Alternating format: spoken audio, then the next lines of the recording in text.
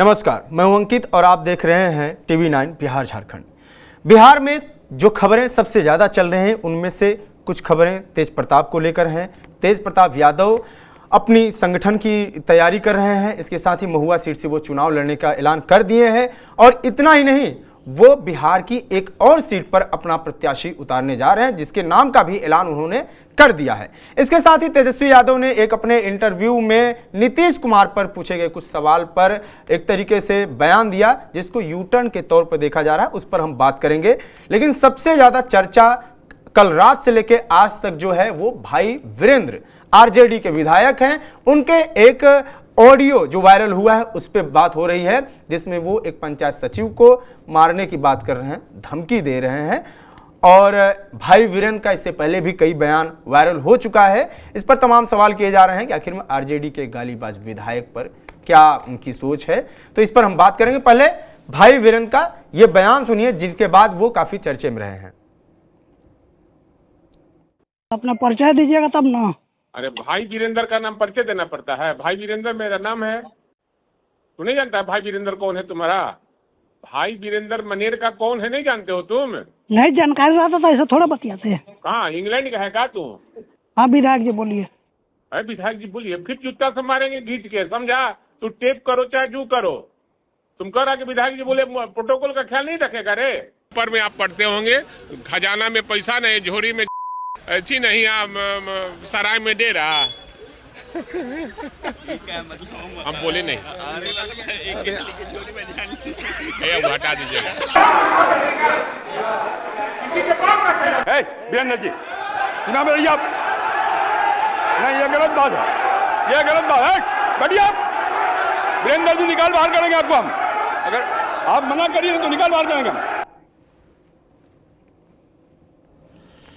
तो ये है आरजेडी के विधायक भाई वीरेंद्र जो अपना पूरा रौला दिखा रहे हैं। हमारे साथ सर हैं पंकज कुमार जी। सर, क्या है भाई वीरेंद्र, क्यों आखिर में इस तरीके की लगातार गालियां, और ये ऐसा कहें कि जुबान फिसल गया तो जुबान इनका फिसलता ही रहता है, क्या है इनका बैकग्राउंड जरा बताइए। अंकित, आपको मैं ये बताऊं, मैं इनको काफ़ी समय से फ़ोन भी करता रहा हूं और पहले मेरी इनसे अक्सर बातचीत होती थी। बातचीत में बड़े सौम्य हैं ये, आपको मैं ये बता सकता हूँ। लेकिन मुझे लगता है इधर से इनका कुछ प्रॉब्लम हुआ है। कई बार काफ़ी सौम्य व्यक्ति, अच्छा व्यक्ति जो बातचीत में बहुत मधुर हो, वो भी फिसल जाता है। और ये पहली बार नहीं फिसल रहे हैं, ये लगातार फिसल रहे हैं। मुझे लगता है कहीं ना कहीं लोकसभा चुनाव में इनकी इच्छा थी कि ये पाटलिपुत्र से लड़े, वो लड़ नहीं पाए, इस वजह से ये दुखी हैं, या इनको और कुछ जो चाहिए होगा आरजेडी में वो नहीं मिल पाया, इस वजह से दुखी हैं। क्योंकि अब देखिए ये लगातार किस तरह की बात कर रहे हैं। ये बात कर रहे हैं, सदन में जाते हैं तो कहते हैं कि ये सदन किसी के बाप का नहीं है। पूरा माहौल वहां से खराब होना शुरू हो जाता है। आपने सुना स्पीकर कहना शुरू करते हैं कि मैं इनको निकाल बाहर करूंगा, जबकि इनका मूल स्वभाव इस तरह का नहीं है। पत्रकारों से भी बड़े फ्रेंडली हैं, आपको मैं ये बता देना चाहूंगा। और देखिए फिर दूसरी बार देखिए विधानसभा के बाहर ये पत्रकारों से बात कर रहे हैं और गाली जो कि हमने सुनाया नहीं, अच्छा नहीं होगा। और उसमें एक जो काफ़ी दोयम दर्जे की बात होती है, लोग अमूमन गाली में इस्तेमाल करते हैं, उस तरह की बात करते हैं और कई सारे माइक लगे हुए हैं वहां पर बात कर रहे हैं। तो क्या ये इतने इनसेंसिटिव कैसे हो गए? या इनको ये लगने लगा है कि जब तक इनसेंसिटिव नहीं होंगे आरजेडी में हमारी कोई बड़ी पहचान नहीं होगी, बड़ी तरक्की नहीं होगी, हम जब तक गालीबाज नहीं कहलाएंगे तब तक हमारा प्रमोशन नहीं होगा। आखिरकार इस तरह से कहने का क्या बात है? जहां तक सवाल है पंचायत सचिव की बात आप करें तो निश्चित तौर पर वो चुने हुए प्रतिनिधि हैं, उनका एक प्रोटोकॉल है, उस प्रोटोकॉल का पालन किया जाना चाहिए, वो माननीय है, इस बात से कौन इनकार कर सकता है। लेकिन भाई बीरेंद्र जी, रेस्पेक्ट कमांड किया जाता है, रेस्पेक्ट डिमांड नहीं किया जाता है। ये बात आप अगर मेरी सुने तो निश्चित तौर पर इसको फॉलो करें। आप ये कहना चाहेंगे आपका प्रोटोकॉल है, तो इस देश में किस किस को बताते चलेंगे कि आपका प्रोटोकॉल है? सबको शायद आपके विधायक और सांसद को मिले प्रोटोकॉल का एहसास भी नहीं है। ज्ञान भी नहीं है। अगर उनके पास ज्ञान नहीं है तो आप एक बार कह ही देते कि मैं विधायक मनेर बोल रहा हूं, मेरा नाम ये है, आप हमें कैसे नहीं जानते हैं, आप सरकारी मुलाजिम हैं और आप मुझे नहीं जानते हैं तो आप बड़े आदमी हैं। आप इस तरह का एक कटाक्ष भी कर सकते थे, व्यंग्यात्मक लहजे में भी हो सकते थे, लेकिन जैसे ही आप कहते हैं मारेंगे जूता से, तो सवाल यह उठता है कि जो आरजेडी कहती है कि अब हम आएंगे तो जंगल राज नहीं आएगा, अब हम आएंगे तो इस तरह का माहौल नहीं आएगा, क्या आपको लगता है कि लोग परेशान हैं? अपराध नीति सरकार में बढ़ रहा है, बहुत चीजों से लोग परेशान हैं, लेकिन फिर भी आपको मौका क्यों नहीं देते हैं? इसी वजह से नहीं देते हैं क्योंकि लोगों को डर लगता है कि आप आएंगे तो स्थिति और बदतर हो जाएगी। लोगों को डर लगता है कि आप आएंगे तो स्थिति फिर वही 90 वाली तो नहीं हो जाएगी। लोगों को डर लगता है कि कहीं ऐसा तो नहीं होगा, और ये मैं नहीं कह रहा हूं अंकित, ये कई सारे ऐसे लोग हैं, नेता हैं, उनके कहे शब्द बता रहा हूं। उपेंद्र कुशवाहा ने कहा किडनैपिंग होता था और उसको लेकर के मांडोली मुख्यमंत्री आवास में होता था। कल जीतन राम मांझी ने कहा है कि अरे इस सरकार में ये तो नहीं होता है कि भाई दो लोग की लड़ाई हो, झगड़े हो, अपहरण हो और उसका मांडोली रकम फिक्स कहां पर हो, तो वो रकम फिक्स अन्य मार्ग में हो। अब इस तरह की का आरोप आप पर लगता है, लोगों को लगता है कि ठीक है स्थिति बदतर है, खराब है, अपराध पर नियंत्रण नहीं है, सारी बातें, भ्रष्टाचार है। ऐसा नहीं है कि ये सरकार बिल्कुल भ्रष्टाचार मुक्त सरकार है, अपराध पर एकदम लगाम है, ऐसी बात नहीं है। सब लोग त्रस्त हैं, परेशान है, सवाल उठ रहा है, लेकिन जब विकल्प के तौर पर आपका नाम आता है तो आपका ये चेहरा भाई बीरेन जी लोगों को फिर परेशान करने लगता है और कहने लगता है कि भाई फिर से चुना तो वही 90 का दशक याद आता है। आखिरकार एक चुना हुआ प्रतिनिधि इस तरीके की बात कैसे कर सकता है? और अगर इस तरीके की बात करता है तो सवाल यह उठता है कि क्या लोकतंत्र में आप जनता को जनार्दन मानते हैं, या अपने आप को लोकतंत्र लोकशाही में कहते तो हैं विधायक हैं, प्रोटोकॉल हैं, पर क्या आप अपने आप को राजा मानते हैं? क्या अपने आप को आप लोक सेवक नहीं मान करके अपने आप को एक राजा मानते हैं और आपको लगता है कि आप इंटाइटल्ड हैं, हर लोग आपको सलाम करे और नहीं किया तो आप कहेंगे मैं आपको जूता मारूंगा? और समय बदल गया है। ये कौन सा तरीका है? और मुझे लगता है ये तरीका प्रोटोकॉल है आपका, इसमें इस बात से कोई इनकार नहीं कर सकता। लेकिन अगर किसी को समझ में नहीं आया, नादान है और वो समझ नहीं पाया, तो आप उसको समझा सकते हैं, इससे आप और बड़े होंगे, छोटे नहीं होंगे। और आपका जो रवैया, आपका जो व्यवहार, आपका जो बातचीत का तरीका, सलीका पब्लिक में जो चल रहा है, वायरल हो रहा है, उसके लिए आप जाने नहीं जाते हैं। भाई बीरेन जी आप बहुत ही अच्छी बातें करते थे, कई बार मैंने भी आपसे बात की है, कई मुद्दे पर बात की है, आपने फोन पर बहुत सलीके से बात की है। तो इन दिनों पता नहीं आपकी जुबान क्यों फिसल रही है, क्या उम्र का तकाजा है? तो जहां तक अगर उम्र का तकाजा है तो इसके लिए तो नीतीश कुमार को कह रहे हैं आप लोग कि अचेत हैं, अस्वस्थ हैं, मानसिक शारीरिक हर तरीके से अस्वस्थ हैं। आपको क्या हो गया? और बड़ा सवाल यह है कहीं ऐसा तो नहीं कि तेज प्रताप जी निकल गए इसलिए आप परेशान हैं? कहीं ऐसा तो नहीं कि आपको लग रहा है मनेर की सीट आपको नहीं मिलेगी, किसी और को मिल जाएगी? ये भी पॉलिटिक्स है, आपको मैं बताना चाहूंगा। जी हाँ, ये पॉलिटिक्स इसलिए है क्योंकि पाटलिपुत्रा में कुछ नेताओं से उम्मीद की जा रही थी कि वो मेहनत करेंगे, उन्होंने उस तरीके से मेहनत नहीं किया। इसलिए मीसा भारती इस बात से नाराज हैं कि कुछ लोगों ने मेहनत नहीं किया है, उनको सजा मिलनी चाहिए। अगर वो उनकी बात चल गई तो बहुत लोग सजा के दायरे में आ सकते हैं। वजह जो भी हो, मुझे नहीं लगता जनता इस बात को अप्रूव कर सकती है। पर साथ ही साथ मैं ये कहना चाहूंगा कि पंचायत सचिव को भी प्रोटोकॉल का पालन करना चाहिए था। अगर पंचायत सचिव को जानकारी नहीं थी कि मनेर के विधायक कौन हैं, तो जब उनको जानकारी मिली तो उन्हें कहना चाहिए कि मैं माफी चाहूंगा सर, मुझसे गलती हुई और मैं आपको पहचान नहीं पाया, मेरा सलाम, मेरा नमस्ते स्वीकार करें। इससे पंचायत सचिव भी छोटे नहीं हो जाते। बहरहाल जहां पर विधायक को बताना पड़े कि तुम जानते नहीं हो, मुझे पूरा देश जानता है, कौन नहीं जानता है? तो पूरा देश आपको क्यों जानेगा भाई बीरेन जी? आपका पंचायत सचिव नहीं जान रहा है, देश क्यों जानेगा आपको? आखिर आपने ऐसा क्या किया है जो देश आपको जानेगा?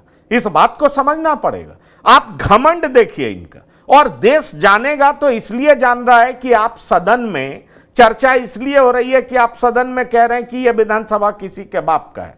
चर्चा आपकी इसलिए हो रही है कि जहां पर दर्जनों पत्रकार खड़े हैं और आप गाली दे करके बात कर रहे हैं। इसलिए आपको देश अगर जान भी रहा, देश क्यों जानेगा, बिहार में भी कुछ लोग आपको जान रहे हैं तो इसलिए जान रहे हैं क्योंकि आप गाली गलौज कर रहे हैं, आपकी बदजुबानी है, आप पंचायत सचिव पे को जूता मारने की बात कर रहे हैं।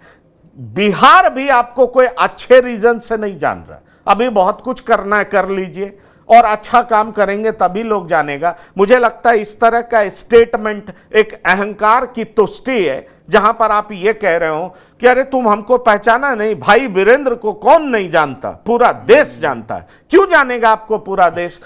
इस बात को जरूर समझिएगा और मुझे लगता है इससे बहुत कुछ सीखने की भी जरूरत है। बिल्कुल सीखने की जरूरत है। और जिस तरीके से बात हुई और शुरुआत में हुई, ये काफ़ी आश्चर्यजनक है कि डायरेक्ट इस पे आ गए कि भाई वीरेंद्र का नाम क्यों नहीं पहचान रहे हैं। अब आरजेडी में ही एक और मसला चल रहा है कल से। तेज प्रताप यादव जो लगातार कल तक कहते थे कि तेजस्वी मेरे भाई हैं, और एक इंटरव्यू में तेजस्वी ने भी कहा कि तेज प्रताप को सब कुछ आता है, सब कुछ करना आता है। एक दो दिन पहले इंटरव्यू चल रहा था। लेकिन कल तेज प्रताप, परसों रात में ही तेज प्रताप ने कहा कि मैं महुआ से चुनाव लड़ूंगा, हसनपुर छोड़ के। इसके साथ ही एक और वीडियो है जिसमें वो अपने साथ में एक साथी को लिए हुए थे और वो कह रहे हैं कि भोजपुर के शाहपुर विधानसभा सीट से हम ऐलान कर रहे हैं कि यहां से भी अपने प्रत्याशी को जिताएंगे। फिर तेजस्वी यादव से जब ये पूछा गया कि वो अपनी पार्टी बना रहे हैं तो तेजस्वी यादव गुस्से में बोले कि ऐसी पार्टियां बनती रहती हैं।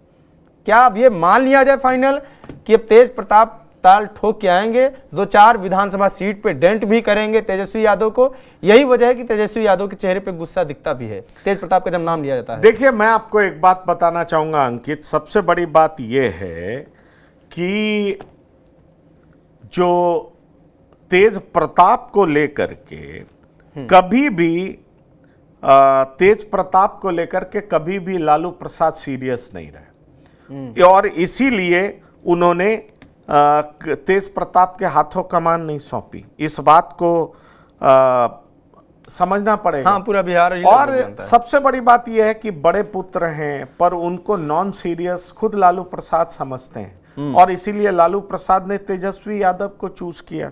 तेजस्वी यादव मैच्योर्ड लीडर हैं और वो मैच्योरिटी दिखा रहे हैं।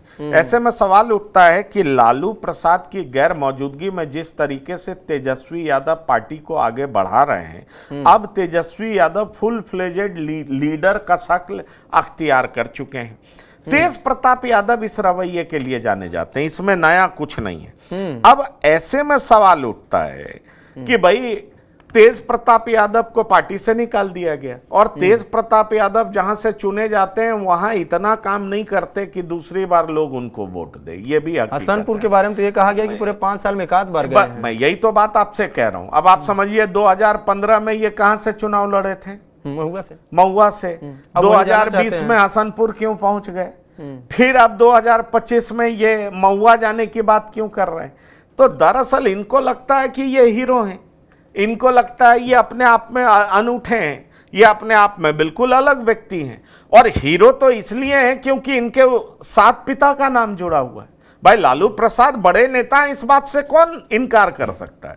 और लालू प्रसाद की वजह से ये मंत्री बन जाते हैं, ये बात भी सच है। पर इनको लग रहा है कि तेज प्रताप जहां निकलेगा वहां लोगों की लाइन लग जाएगी। सवाल यह है कि एक होता है इंटरटेनमेंट वैल्यू, इंटरटेनमेंट वैल्यू इनका जबरदस्त है, लेकिन लोग वोट इनको देंगे या तेजस्वी यादव को देंगे, यह बड़ा इंटरेस्टिंग मसला है। मुझे नहीं लगता कि लालू प्रसाद का वरद हस्त तेजस्वी यादव को प्राप्त है तो तेज प्रताप यादव को लोग वोट क्यों देंगे? तेज प्रताप यादव को आरजेडी से टिकट नहीं मिलेगा, इसलिए वो महुआ जा रहे हैं। उनको लग रहा है महुआ फिर से मैं जाऊंगा तो वहां मैं जीत जाऊंगा और अपने एक व्यक्ति को भी एक जगह से उतार रहे हैं। इस बार तेज प्रताप अपने पिता के विरोध में ही लड़ेंगे, अपने भाई के विरोध में ही लड़ेंगे और ये पहली बार नहीं है। 2019 के भी लोकसभा चुनाव में लालू प्रसाद यादव जेल में थे और इन्होंने अपनी पार्टी के विरोध में ही 2 उम्मीदवार उतारे, बड़ी मोर्चा। और जान लीजिए उस समय भी एक मोर्चा इन्होंने तैयार कर दिया था। तो तेज प्रताप इस तरह के नाटक नौटंकी के लिए जाने जाते हैं, इसीलिए लालू प्रसाद ने इनको नेतृत्व नहीं सौंपा। और नेतृत्व नहीं सौंपा इसलिए तेज प्रताप को के बारे में लालू प्रसाद ये जानते हैं कि किसी तरह मंत्री का पद सौंपा जाए, ये अपना हाव भाव मेंटेन रखें और मामला चलता रहे। पर लालू प्रसाद बखूबी जानते हैं कि तेजस्वी सीरियस हैं, तेज प्रताप नॉन सीरियस हैं, इसीलिए तो बड़े बेटे को उन्होंने पार्टी की विरासत नहीं सौंपी। तो मुझे लगता है आरजेडी के लिए एक बड़ी चुनौती ये भी होगी कि वो तेज प्रताप को इन 2 सीटों पर कैसे हैंडल करे। और दूसरी बड़ी बात कि महुआ जब ये जाएंगे तो जो सिटिंग विधायक हैं राकेश रोशन, उनकी क्या स्थिति होगी, वो किस भूमिका में रहेंगे, क्या तेज प्रताप को हराने का काम करेंगे। आरजेडी राकेश रोशन के पीछे खड़ी रहेगी, क्योंकि तेजस्वी यादव ने तो कह दिया पार्टियां बनती रहती हैं, इसका मतलब बहुत साफ है कि भाई पार्टी बने जो भी हो। तो तेजस्वी जाएंगे भी तो राकेश रोशन के पक्ष में प्रचार करने जाएंगे, लालू प्रसाद जाएंगे तो क्या राकेश रोशन के पक्ष में प्रचार करने जाएंगे। ये बहुत सारा नाटकीय अंदाज आपको आने वाले चुनाव में दिखेगा अंकित। हम लोगों ने हाल फिलहाल में लोकसभा का चुनाव भी देखा था, बहुत सारे चेहरे नजर आए थे, लेकिन विधानसभा चुनाव हर विधानसभा क्षेत्र में लड़ा जाता है। 243 विधानसभा क्षेत्र है बिहार में, और यहाँ पर इस तरह की स्थिति आपको देखने को मिलेगी। बड़ा दिलचस्प और रोमांचक मुकाबला होगा। भाई भाई के विरोध में लड़ रहा होगा, दोस्त दोस्त के विरोध में खड़े दिखाई पड़ेंगे, दोस्त दुश्मन नजर आएंगे, दुश्मन दोस्त बन चुके होंगे। और ये राजनीति है, कौन किसका साथ देगा, कौन किसके विरोध में जाएगा, वो चुनाव के दिन पता लग जाएगा। बिल्कुल, और ये भी पता चल जाएगा कि चुनाव के टाइम में तेज प्रताप तेजस्वी की कितनी तारीफ करते हैं और तेजस्वी तेज प्रताप की कितनी तारीफ करते हैं। क्या दोनों सामने आमने होंगे? वही हाल होगा जो पूर्णिया में पप्पू यादव के सामने तेजस्वी जाके प्रचार करते हैं और कहते हैं कि कोई जीत जाए लेकिन ये जीतना नहीं चाहिए। ऐसी स्थिति कम से कम पैदा न हो, ऐसा देखते हैं। फिलहाल अगला जो सवाल है वो ये है कि तेजस्वी यादव नीतीश कुमार पर आजकल क्या सोच रहे हैं। चुनाव के बाद यदि अगर नीतीश कुमार आना चाहें, इनके साथ सीटें कम हो जाएं, ऐसा सवाल जो चल रहा है, तो क्या तेजस्वी यादव उनको अपनाएंगे? क्या रुख होगा उनका?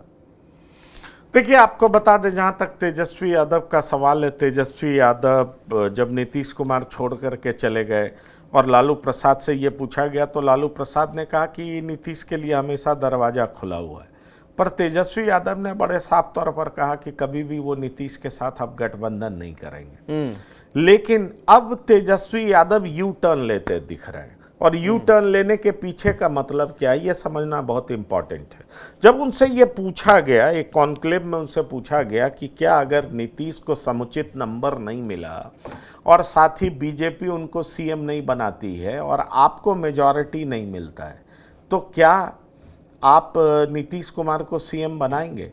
तो उनका जवाब ये था कि हम कहेंगे चाचा 20 साल तो आप मुख्यमंत्री रहे, अब भतीजे को मुख्यमंत्री बनने दीजिए। मतलब एक बात तो बहुत साफ नजर आता है कि भाई आप हमारे साथ आइए, आपके साथ हम सरकार बना लेंगे, लेकिन इस बार आप मुख्यमंत्री आप नहीं, मुख्यमंत्री हम बनेंगे। तो ये बात तेजस्वी यादव क्लियर कर रहे हैं। मतलब एक चीज बहुत साफ है कि तेजस्वी यादव नीतीश के साथ गठबंधन कर सकते हैं। जो कुछ दिनों पहले तक कह रहे थे कि अब नीतीश के साथ कोई गठबंधन नहीं होगा, उस बातों में कोई दम नजर आता नहीं है। और मैंने आपको बार बार कहा है, कई शोज में कहा है, नीतीश को लाख लोग कह दें अचेत हैं, अस्वस्थ हैं, बीमार हैं, किसी काम के नहीं हैं, लेकिन नीतीश जिधर जाएंगे पलड़ा भारी होता है। जब जब इस बात पे शक हुआ है, चुनाव हुआ है और चुनाव में नीतीश कुमार ने साबित कर दिया है कि मेरे बगैर बिहार में कुछ होगा नहीं। लोकसभा से पहले बहुत लोग चुनौती दे रहे थे कि नीतीश 4 सीट नहीं जीतेंगे, नीतीश 12 सीट जीत गए। जहां तक सवाल है बीजेपी को लेकर के, बीजेपी को था कि 2015 में मेरा लैंडस्लाइड विक्ट्री होगा, बीजेपी की हालत खराब हो गई। और उसके बाद आप देख लीजिए, बार बार बीजेपी नीतीश के साथ ही सरकार बनाई है। इसलिए नीतीश मजबूरी है भले ही, पर नीतीश जरूरी भी हैं, इस बात को भी हम इनकार नहीं कर सकते। तो फिलहाल नीतीश कुमार सबके लिए जरूरी हैं, और नीतीश कुमार की जरूरत आरजेडी को भी है, भारतीय जनता पार्टी को भी। चुनाव नज़दीक आएगा और चुनाव के बाद क्या होगा ये तो समय ही बताएगा। इन तमाम विषयों पर आपकी क्या राय है, कमेंट बॉक्स में जरूर बताएं। जुड़े रहिए टीवी 9 बिहार झारखंड के साथ। नमस्कार।